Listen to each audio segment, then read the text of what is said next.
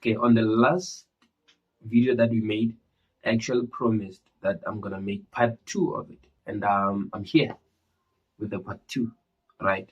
So if you did not see the first video that we made on this topic that we are on right now, which is our ancestors' demons, check the first video out, and then you can come back to this one.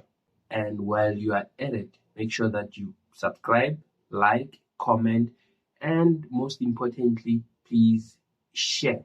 It's not about the numbers of the thingy, it's not about the subscribers and all that. It's about people knowing the truth. It's about people knowing the truth.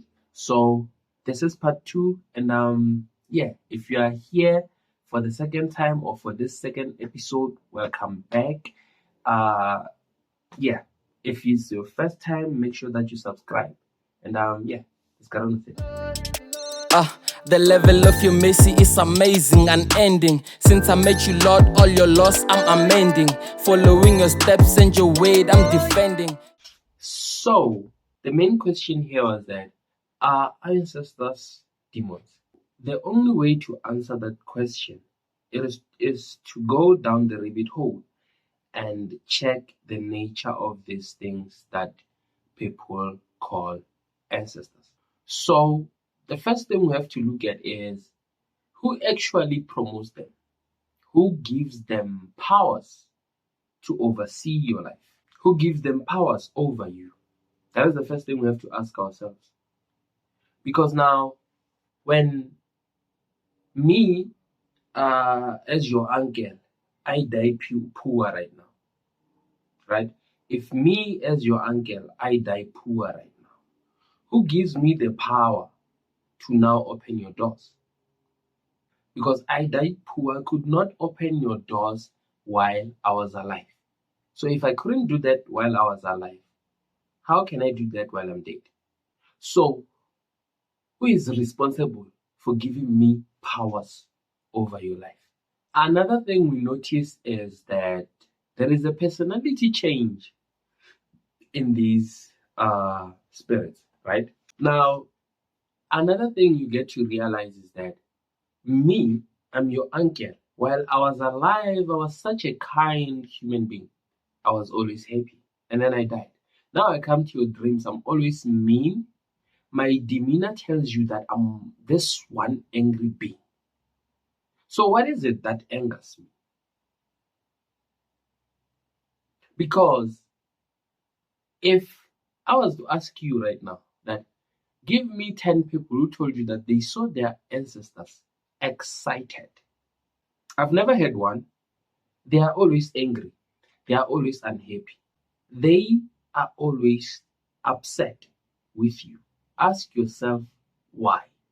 Another thing is that you look at me as your uncle. I died without touching alcohol. And now I come back and now I come back to your dreams. I'm like, yo, I'm thirsty.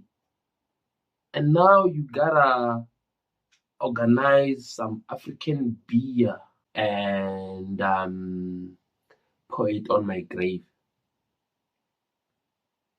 That ritual signifies something. I hope we do get a chance to talk about it one day, but I won't go deep with it.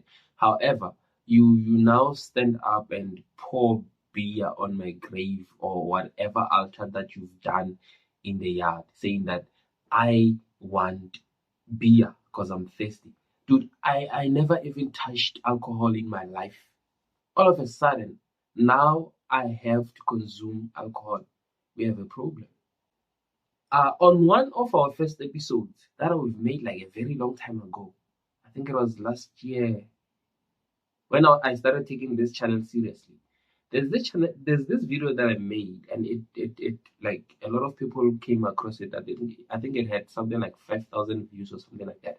I will pin it in the comment section. There's something that I said on that video that if I die a rapist right now, and then I come back demanding to enter your body as your ancestor,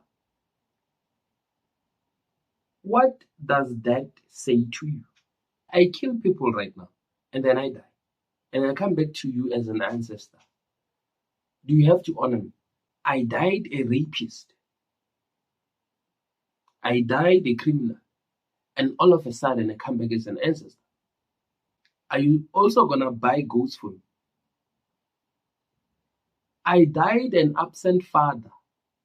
All of a sudden, I come back to your life, dead as a spirit. And then I'm like, yo, I'm here. I'm unhappy with you. I was not even part of your life.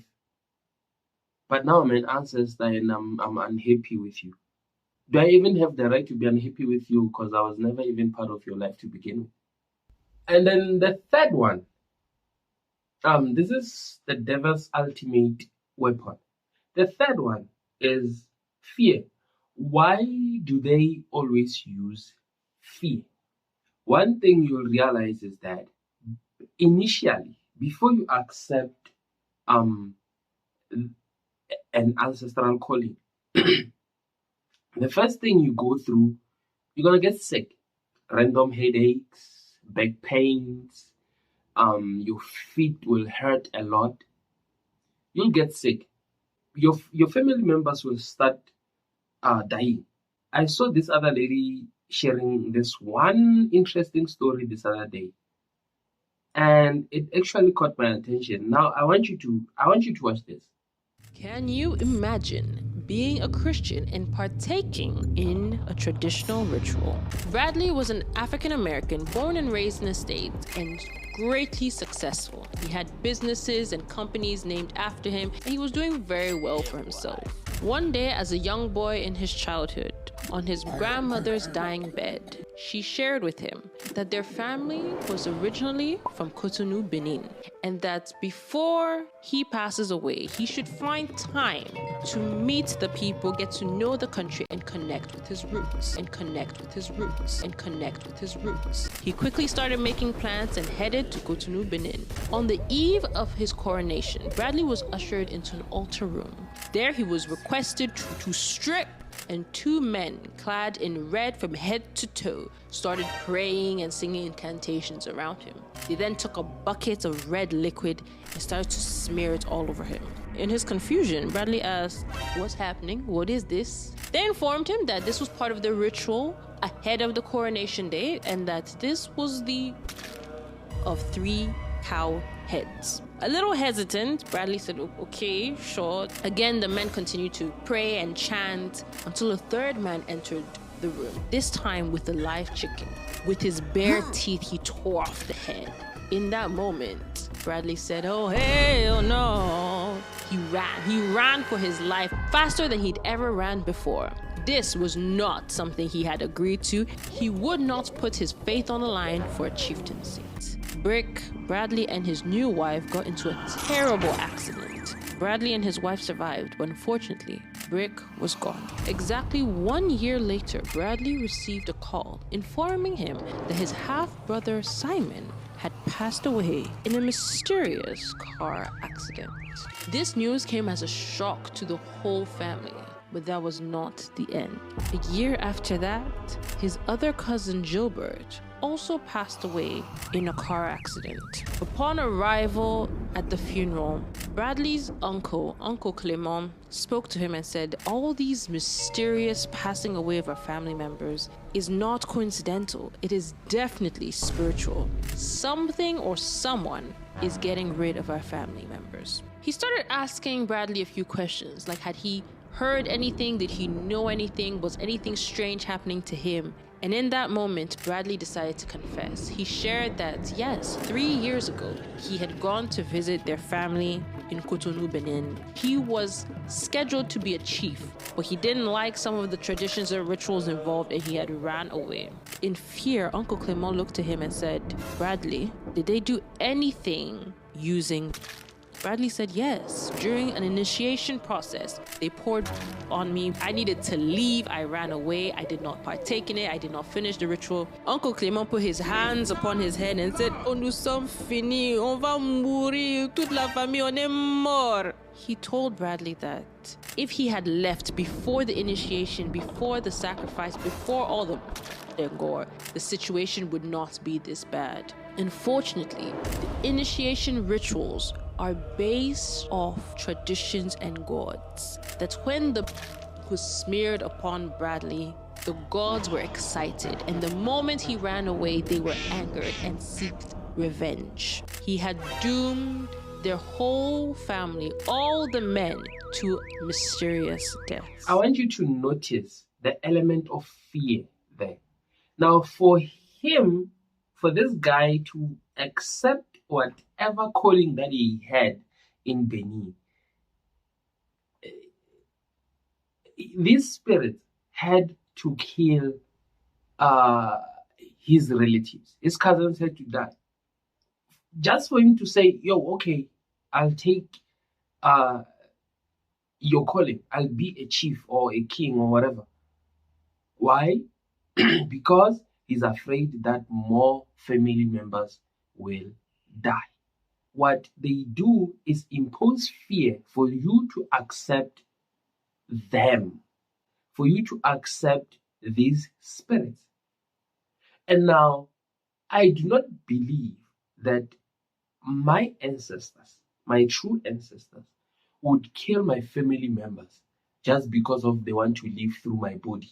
But only the devil can do that. Only marine spirits can do that. Only familiar spirits can do that. Only demons can do that. These spirits want you to surrender yourself, your destiny, your offspring to them.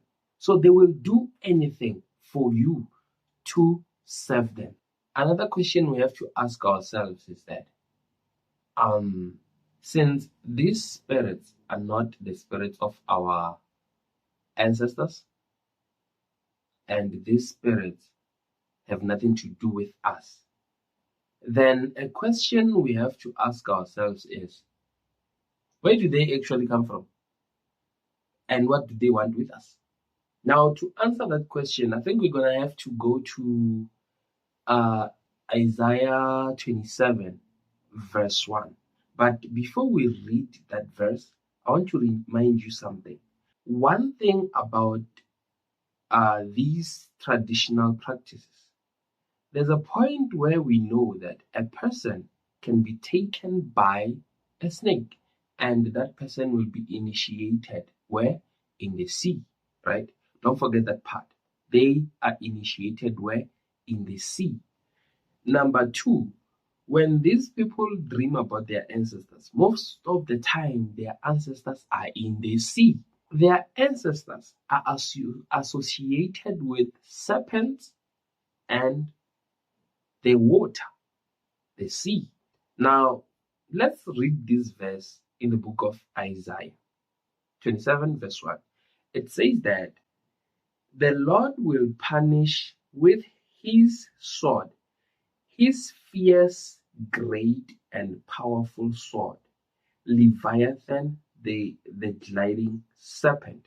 Leviathan, the coil serpent. He will slay the master of the sea. Here's the beautiful thing about this verse. It gives us the name of the serpent. It also gives us where the serpent stays. It actually gives us the location of the serpent. So Leviathan is a serpent that is in the sea. And now your ancestors are taken by a serpent or a snake to the sea to be initiated in the sea. Who initiates these people? Why are your ancestors associated with Leviathan? I don't believe that when my great-grandmother died, she went to Leviathan. I don't believe that. So, my grandmother is not a demon. However, if my grandmother, I dream of my grandmother telling me that, listen, dude, I want you to slaughter a goat for me. That's definitely a demon. The point here is that your great grandparents are not demons. Your mother is not a demon. However, now if your mother comes back to your dreams and now she starts demanding things from you, her telling you that, listen, I'm not happy with you, that's not your mother. That's a demon. So these things are not your ancestors. These things are demons. Now you would ask me another question that, so what is the motive behind? Why would these spirits be after us? Like, what is the motive behind this whole thing? Why do they want us to die so bad? Why do they want us to find ourselves saving them so bad? The answer to that question is in the book of Revelation. Revelation 12, verse 9. It tells us that, and the great dragon was cast out, that old serpent. The issue of a serpent just repeated right now. That old serpent called the devil, Satan, right? When you go to the last statement, it says that he was cast out of, he was cast out into the earth, and his angels were cast out with him. So the motive is we get these creatures that God loves into hell with us. So the devil hates you so much because God loves you. So any chance he get, he's gonna make sure that he uses it. So he's using music, entertainment, your relationships, your lifestyle, and whatever, just to get you to hell with him.